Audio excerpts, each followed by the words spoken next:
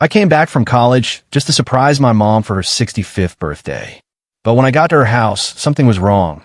The ramp I helped install was ripped out, the front door was padlocked from the outside, and through the window, I saw my mother crying in her wheelchair. She'd been trapped inside by the HOA. I broke the lock to get her out. That's when the police showed up, guns drawn, and arrested me for saving my disabled mother. Malik had been looking forward to this weekend for months. After a long semester of grueling coursework, he was finally returning home to surprise his mother for her 65th birthday. She had always been his rock, raising him alone after his father passed when he was just a boy, working double shifts at the post office to make sure he never missed a meal or a school field trip. She was everything to him. Now that he was close to graduating college with honors, all he wanted was to come home, hug her, and say, "We made it." He didn't call ahead. That was the whole point of the surprise. He pulled into the familiar cul-de-sac where she lived, the modest bungalow she'd bought with her retirement savings. But something immediately fell off. The house looked wrong. The front ramp, the wooden one he'd built with his own hands to help her get in and out of the house with her wheelchair, was gone. Completely removed. Instead, there were rough patches where the concrete had been hammered, splinters scattered across the lawn like a demolition site. The porch had a new railing, freshly painted, as if someone had intentionally covered the evidence. His stomach tightened. He parked the car, stepped out, and walked to the door. That's when he noticed something even more disturbing. The front door had a padlock on the outside. His eyes darted around. No packages, no mail buildup, no signs of forced entry. Just a quiet, perfect suburban street where nothing was supposed to go wrong. He knocked on the door. No answer. He banged louder. Still silence. Then he stepped to the side window and peered in. That's when he saw her, his mother, in her wheelchair, eyes wide, mouth moving but no sound coming out. She looked pale, disoriented, and terrified. She was trapped inside. Malik shouted her name. She waved weakly, then tried to roll toward him, but the chair barely moved. He could see her struggling, the wheels stuttering on the carpet. She was too weak. That's when panic hit. How long had she been like this? Why wasn't anyone helping her? He yanked on the padlock, cursed under his breath, and ran to the back, only to find the rear door had the same type of lock. He circled back to the front and kicked the lock again. Still nothing. He grabbed a brick from the flower bed and slammed it against the padlock until it finally broke. He threw the pieces aside and pushed the door open, rushing in to hold his mother. She was barely conscious, her voice hoarse from dehydration. She whispered, "I couldn't get out. They said the ramp wasn't allowed. They took it, locked me in." Her words trailed off as tears welled in her eyes. Malik carried her to the couch, grabbed water from the fridge, and sat with her, trembling with disbelief. Who would do this to her? Why? But just as he was about to call 911, not for help but for an ambulance, he heard a screech outside. A white SUV with neighborhood patrol written on the side skidded to a stop in front of the house. A man in a pseudo uniform, bulky with a utility vest and a name badge that read HOA Enforcement, Lead Officer, jumped out. He started yelling, "Step outside. Step outside now." Malik stepped out, confused and angry. "Who are you?" he shouted. The man raised a radio to his mouth. "Suspect is here. Black male, early 20s, forced entry. Looks aggressive." Then he said something that chilled Malik to the bone. He broke into the house. "Elderly resident is inside. Send police backup immediately." Malik tried to explain, but the man wasn't listening. Neighbors had begun to gather, some recording, others whispering. An elderly couple across the street simply shook their heads and closed their blinds. It was clear what they saw. A young black man breaking into a house in a nice neighborhood.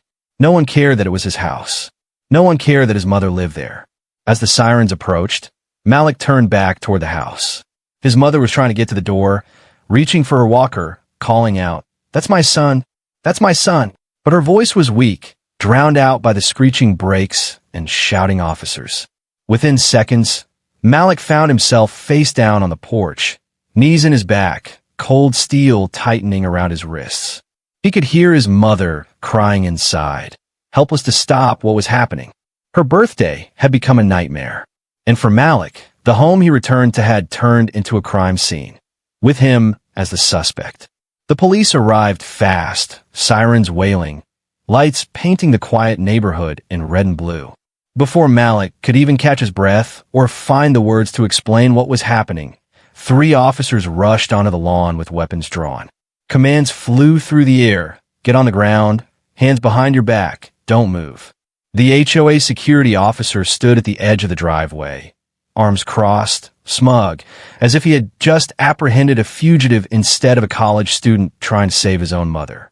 Malik dropped to his knees, stunned by the rapid escalation. He tried to speak, to tell them his name, to say this was his mother's home, that she was inside, sick, and needed help. But no one was listening. One of the officers tackled him from behind, pinning him to the porch. The cold concrete scraped his face as his arms were pulled behind him. The cuffs clicked tight. One neighbor filmed it all from behind a screen door, whispering to someone off camera. Another stood on their lawn, arms folded, watching with satisfaction. Not a single voice protested. Inside the house, Malik's mother cried out, her voice thin and desperate, pleading with the officers to stop. She repeated the same words over and over. That's my son. He lives here. But the windows were closed, and her cries seemed to disappear into the air like smoke. Once Malik was in the squad car, the officers approached the house to investigate. The HOA officer followed closely, handing over a printed violation report and claiming that the ramp had been removed under formal HOA orders.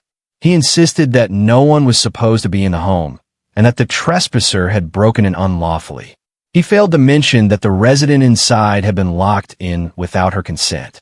He didn't mention the forged signatures or the rush meeting that led to the ramp being removed. To the police, it looked like a clear-cut case of breaking and entering. To the HOA, it was business as usual. Rules were rules. At the police station, Malik sat in an interrogation room for hours. They asked him if he had any priors. He didn't. They asked what he was doing at the property. He explained that he lived there, that his name was on the deed alongside his mother's, that he had just come home from college for her birthday. But when he said she'd been locked inside, they raised their eyebrows. One officer asked, "Are you saying the HOA imprisoned your mother?" As if the idea were laughable. Malik could only nod, eyes heavy with exhaustion and disbelief. Eventually, they contacted his mother. After 2 more hours and several rounds of calls, the truth started to surface. They confirmed Malik's identity. They confirmed ownership. They confirmed the ramp had existed. But they still didn't release him immediately. Paperwork had to be filed. Statements taken. The process was slow, deliberate, almost indifferent. When he was finally released, it was close to midnight. No apology. No recognition of error. Just a dry warning. Next time, call us before you break into a property, even if you think it's yours. Malik walked out of the station, phone dead, hand sore, mind racing. He had never felt more powerless in his life. Meanwhile, back at the neighborhood, the damage had already been done. Rumors were spreading. Some claimed Malik had gone crazy. Others insisted the HOA had done the right thing by intervening. A few residents, quietly, began to question what had happened, but none dared say it aloud. The HOA board, led by Gerald Klein, circulated an email that labeled Malik's actions as violent behavior and justified the removal of the ramp as a code compliance issue. No mention of the padlock. No mention of his mother's medical needs. Just a carefully worded defense, backed by a paper trail designed to protect the board at all costs. Malik returned home to find his mother still shaken. She hadn't eaten properly in 2 days. Her hands trembled as she tried to hold her tea.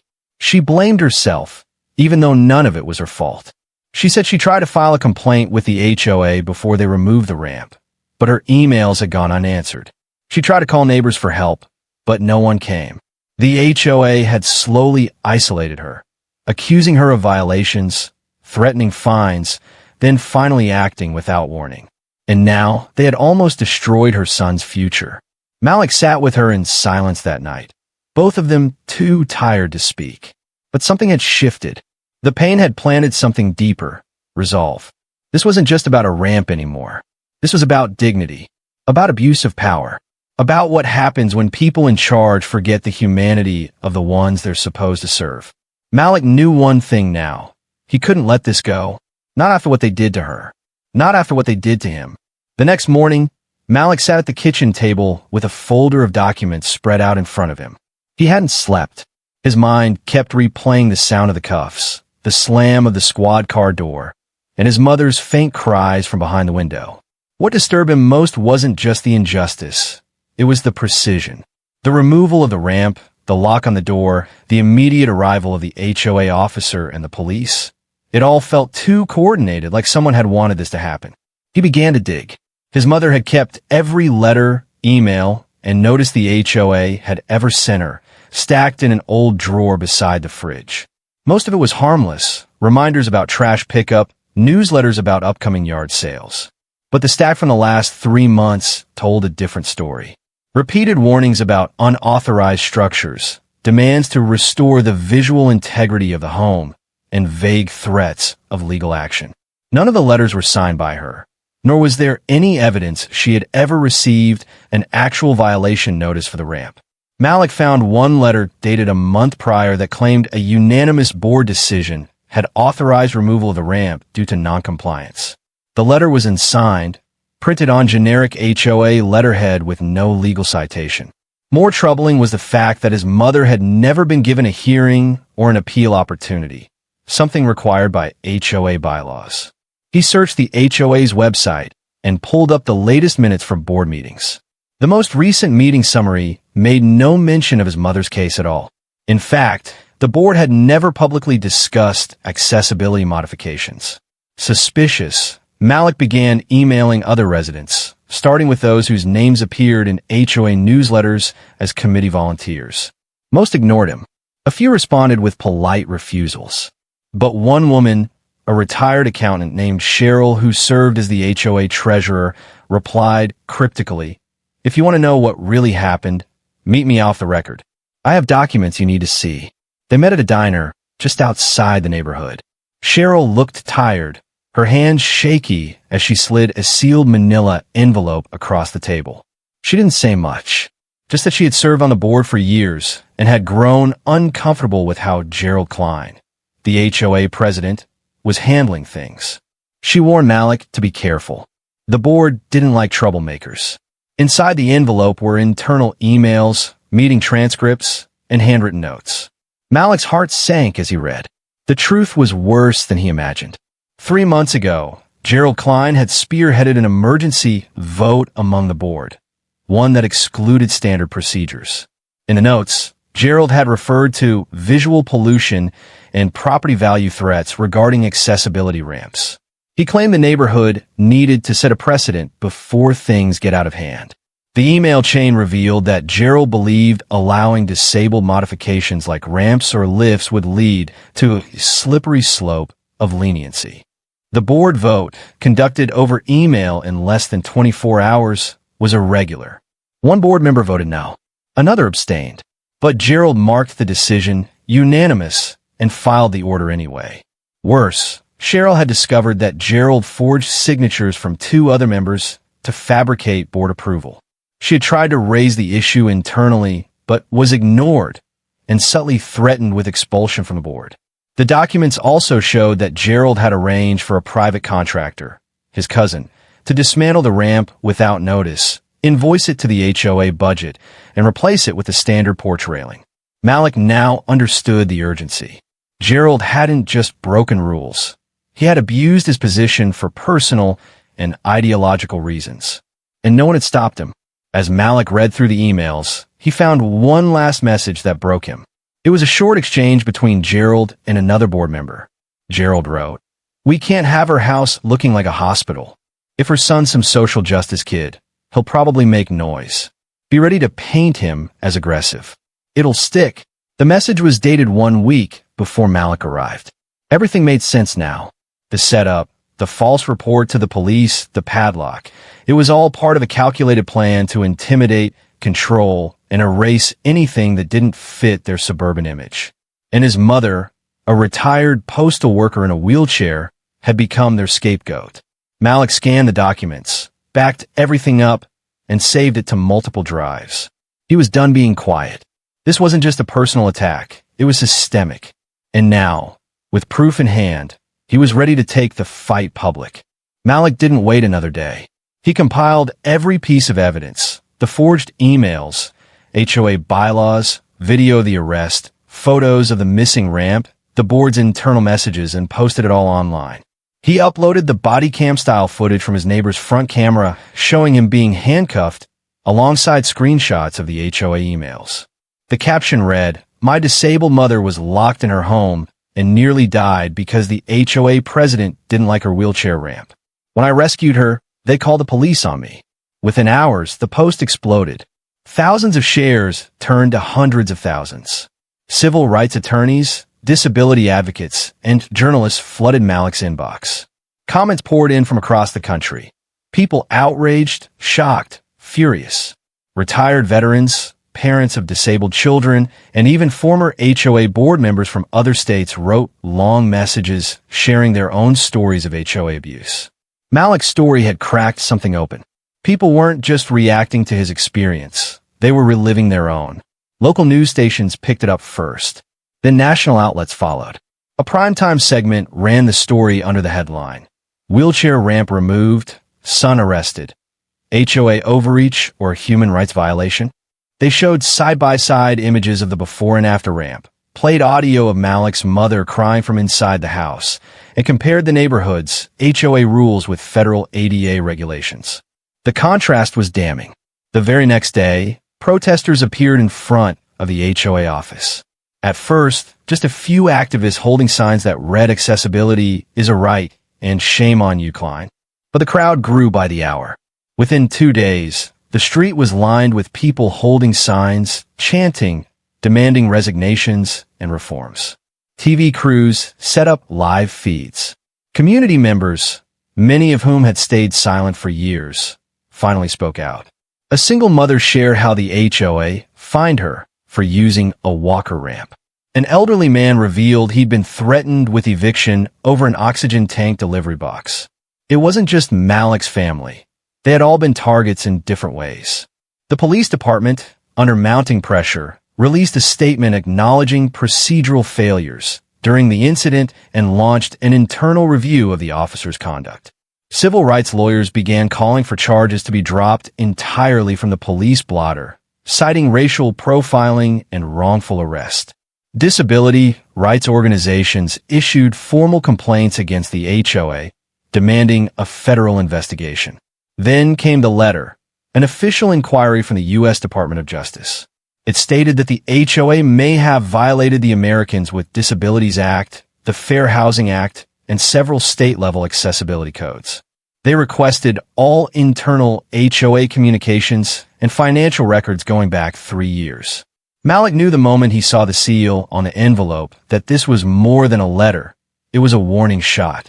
Meanwhile, Gerald Klein went silent. His once confident public presence evaporated. No statements, no interviews, no denials. Just a locked office and unanswered emails. But Malik's supporters weren't done. A petition demanding his removal gained over 500,000 signatures in just 3 days. Residents of the neighborhood called for a vote to dissolve the entire board. Others, emboldened by Malik's courage, began launching class action lawsuits over unfair fines, manipulated citations, and emotional trauma inflicted by years of unchecked HOA control. What stunned Malik the most was the transformation happening in the very neighborhood that once watched him be arrested without objection. A few of the same neighbors who had stayed quiet on that day now came forward to apologize. Some brought meals. One woman even brought her husband's tools and offered to help reinstall the ramp herself. People who had once whispered now stood with him at press conferences, on social media, in City Hall. His mother, though still shaken, found new energy in the waves of support. She spoke at one rally from her wheelchair, her voice firm and clear. "I worked my whole life, paid every tax, served this community. I won't be silenced by a piece of paper on a door or a man with a clipboard. I will not be erased." Her speech was clipped and replayed across the internet. In that moment, she wasn't just Malik's mother. She became a symbol for every elderly person who'd been quietly pushed aside. The momentum was irreversible. What began as a surprise birthday visit had turned into a national conversation. Malik found himself invited to speak at universities, advocacy forums, even local government panels on housing reform. And with each word he shared, it became clearer. This wasn't about revenge. It was about visibility, dignity, justice. Gerald Klein had tried to make an example out of Malik's family. But in doing so, he had ignited a movement. And that movement had one clear message. You messed with the wrong mother. Weeks passed, and the HOA's empire began to crumble under the weight of its own arrogance. What had once been seen as a tidy, respectable governing body was now under federal investigation. Gerald Klein was subpoenaed to testify before a civil grand jury. His carefully curated silence broke when evidence surfaced of not only forged board votes, but misuse of community funds. Over $78,000 had been funneled to his cousin's unlicensed construction company, the same one that ripped out Malik's mother's ramp without notice. Under pressure, 2 more board members turned whistleblowers. They provided more damning emails, showing that Gerald had intentionally targeted elderly or disabled residents for property devaluation concerns. The policy was not accidental, it was strategy. Some emails even referenced Malik's mother by name, with phrases like liability in a wheelchair and prime lot, poor optics. Every sentence read like a dagger. It was no longer just a case of wrongful ramp removal. It was discrimination, pure and documented. Public outrage reached a boiling point when footage leaked of Gerald joking during a private HOA meeting that people with ramps should just move to assisted living. That video aired on multiple national news outlets. Sponsors pulled advertising from companies that had formerly partnered with the HOA. Local officials who once ignored HOA complaints now publicly condemned them. The HOA's reputation, once bulletproof, was in ruins. A judge issued a temporary injunction preventing the HOA from issuing any new citations or collecting fines until further notice. A special board election was ordered by the county, and residents voted to disband the existing HOA board entirely. For the first time in the neighborhood's history, the homeowners took back control, democratically and with purpose. Gerald Klein was arrested and charged with fraud, abuse of authority, civil rights violations, and obstruction of justice. The state attorney general's office announced that the charges were part of a broader probe into HOA corruption across the region. Malik attended the press conference in a quiet black suit, standing in the back, watching justice take shape without needing to raise his voice. His presence alone spoke louder than any words. Still, even as the legal victories stacked up, not everything could be reversed. His mother's health had suffered during the ordeal. The stress, the isolation, the physical neglect from being locked inside. It had taken a toll. Though her ramp was rebuilt, and her house was now fully accessible thanks to donated labor and advocacy groups, the psychological scars remained. She rarely left the house. She kept the front door locked, even during the day. She refused to open mail unless Malik screened it first. For Malik, justice had a complicated taste. Yes, the corrupt were being held accountable. Yes, the neighborhood was transforming. But the emotional bruises from being thrown to the ground, labeled a criminal, and treated like a threat still lingered. The silence from the officers who never apologized. The quiet looks from neighbors who had watched it all unfold. The unspoken pain of realizing that even your own home isn't always safe, not when power is unchecked. But there were victories that meant more than indictments. A new accessibility ordinance was passed in the county, inspired directly by Malik's case. It banned HOAs from modifying or removing accessibility features without direct consent from the homeowner and a verified medical exemption process. Violations would now result in fines, not against homeowners, but against the HOA itself. Malik was invited to stand with lawmakers as the bill was signed. Cameras flashed as his mother sat beside him, her expression calm but proud. The governor called her a symbol of silent strength in the face of coordinated cruelty. She didn't smile for the cameras. She wasn't there for show. She was there for her son, and for every person who'd been told they were too inconvenient to belong in a perfect neighborhood. In the months that followed, Malik finished his degree and began speaking at disability advocacy events. He launched a small nonprofit that helped residents fight back against HOA overreach, offering legal resources and support. He called it Ramp Rights, in honor of the battle that started with a slab of concrete and ended with a national reckoning. His mother eventually returned to gardening. It was a small victory, seeing her hands in the soil again, watching flowers bloom along the side of a house that now stood as a symbol of resistance. Neighbors came by to help, not out of guilt, but out of newfound community. The very culture that had once turned its back was now learning how to stand up. Justice had been served, but it hadn't erased what happened. The trauma didn't disappear. The fear didn't vanish. But through truth, exposure, and resistance, Malik and his mother rewrote the story. They proved that even in the most tightly controlled places, even when the rules are used as weapons, dignity can still win.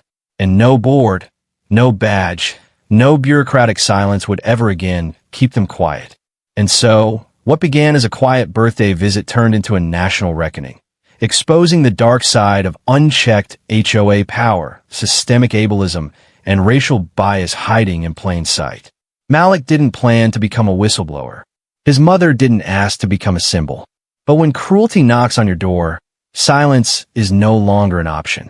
This wasn't just about a wheelchair ramp. It was about dignity. It was about how easily justice can be buried under signatures, sealed envelopes, and locked gates. But in this story, truth fought back and won. Let this be a reminder. Your voice matters, your presence matters, and no one, no matter how small they make you feel, has the right to take away your humanity. If this story moved you, please like, subscribe, and share this video so more people can understand what's really happening in these so-called perfect neighborhoods. Drop a comment below if you've ever faced HOA abuse, discrimination, or been silenced for speaking up. We want to hear your story. Until next time, stay aware, stay strong, and remember, every voice can spark change.